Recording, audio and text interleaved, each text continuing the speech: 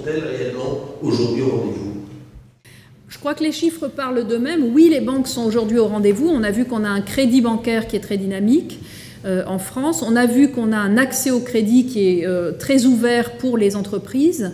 Aujourd'hui, on est en moyenne à peu près 8 demandes sur 10 qui sont acceptées, demandes de crédit émanant des PME et des TPE. C'est 7 sur 10 pour les crédits de trésorerie et c'est 9 sur 10 pour les crédits d'équipement. Ça, c'est un chiffre qui est très important. Ça veut dire qu'aujourd'hui, une PME ou une TPE qui veut investir en France, dans 90% des cas, la banque va lui dire oui. Ce qui n'est pas véritablement au rendez-vous, c'est la demande. C'est-à-dire qu'on a une demande qui est aujourd'hui assez atone. On sait très bien les raisons économiques qui conduisent à cette situation. On espère tous, et je crois que c'est le sens aussi de ce dialogue banque-entreprise, que la demande va reprendre. Et tout notre combat, c'est de pouvoir, en tant que banque, continuer à être présente pour financer les entreprises le moment venu. En Bretagne, on va produire 16 000 logements cette année, c'est-à-dire le niveau le plus bas depuis 25 ans.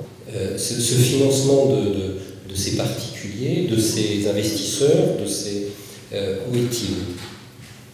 Donc honnêtement, je vois bien qu'on est de nouveau confronté à ce hiatus entre des chiffres qui sont globalement bons et le ressenti du secteur.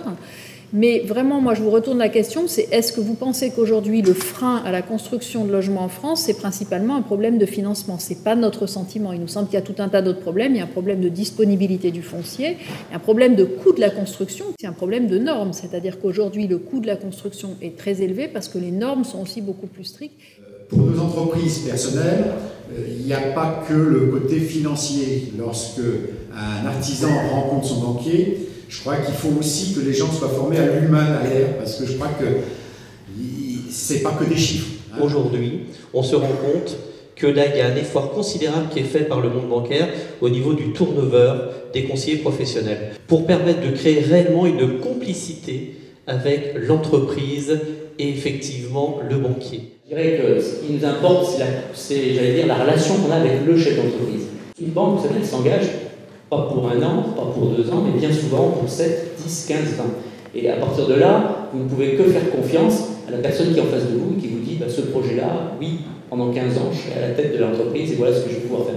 Tout ce que j'ai découvert aujourd'hui, le dialogue qu'on a pu avoir, montre effectivement l'importance de ces partenariats noués sur le long terme, noués dans une période un peu difficile, puisque tout s'est cristallisé après la crise, mais qui aujourd'hui, je le pense, et en tout cas j'espère que tout le monde le croit ici, seront une bonne opportunité pour accompagner la reprise de l'économie.